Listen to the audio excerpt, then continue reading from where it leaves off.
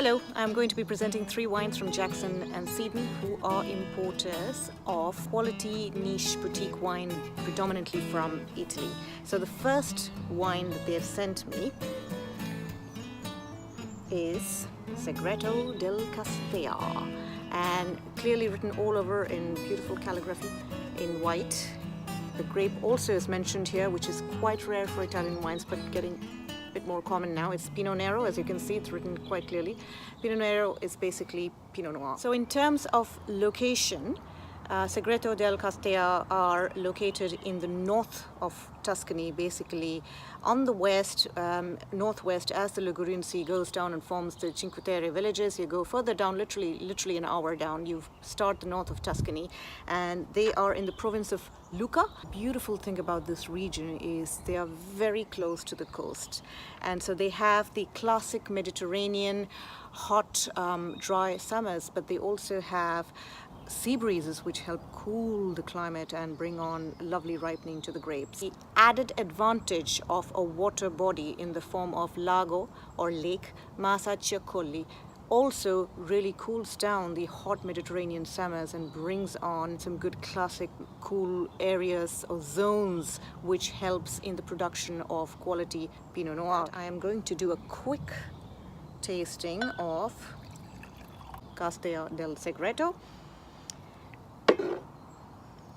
Very, very red fruit on the palate, red cherries, plum with the vanilla licorice, and kind of cinnamon, nutmeggy, spiced finish to it. But what is quite predominant all through the palate are these ripe and rounded tannins, and they kind of give a good structure to the Pinot Noir. So this is a slightly more bodied Pinot Noir, showing some weight, ripeness and richness. What do you pair it with? Now, because this has got some bit of structure and weight to it, it's got some density to it, I would love to pair this with fish as well as pasta dishes, but also equally goes well with grilled asparagus and mushrooms. It does have a bit of an earthy finish at the end, which will pair well with smoked tofu as well as light meat, white meat as well. And the vintage of this wine is 2016, by the way. So going on to the next one, we have for Jodita.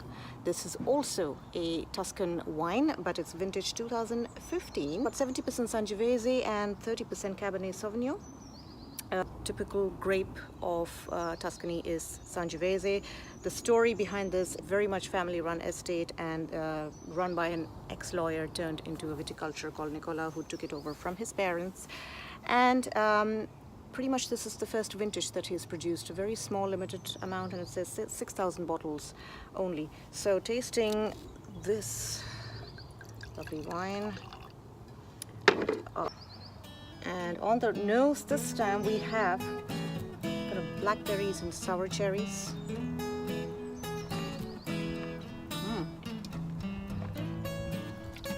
Very classic Sangiovese taste. Sour cherries, black cherries, some blueberries as well. A bit of spice of black pepper. For this particular wine, the tannins are more intense.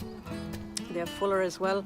They're quite visible, quite pronounced, but really blend into the structure, and they actually create a beautiful harmony along with the oak. So this is a bit of a bigger bodied, expressive wine. With the smoky tannins that you can get, I think this is great with butter-rich foods, red meats, game, steak.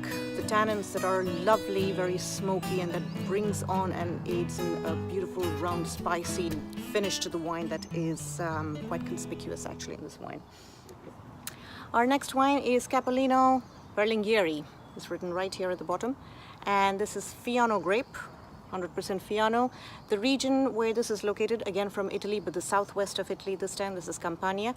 Very hot region run by Alexia. She has seen her grandmother run this vineyard, and so she has taken all the knowledge that she's imbibed as a kid, and she has kind of made it quite modern, doing hand picking and hand selection of the grape. Fiano is the signature white grape of this region. So in terms of taste, Very pale straw-colored wine.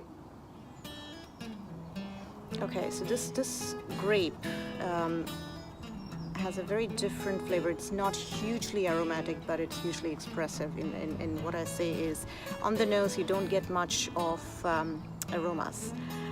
You do get some very soft floral, kind of white flowers, and a bit of pear and green apple, sort of going into a bit of apricot.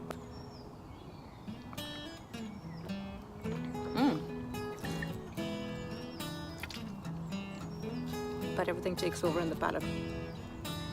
Very fruity, very light, yet got some good structure to it, good waxy texture to it, some bit of nuttiness, a bit of wholesome, spicy expression, and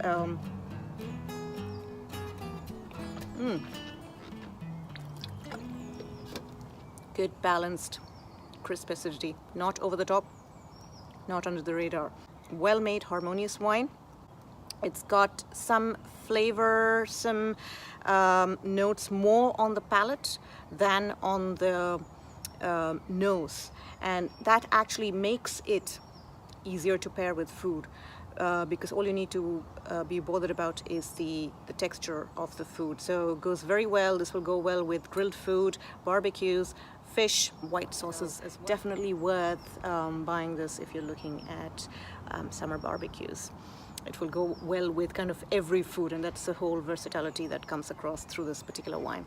So enjoy these 3 wines, and most importantly, because they are produced in very limited, very small production, this is not your usual industry-produced, mass-produced wines. These are something that you can savor, and you can actually establish a relationship with the producers.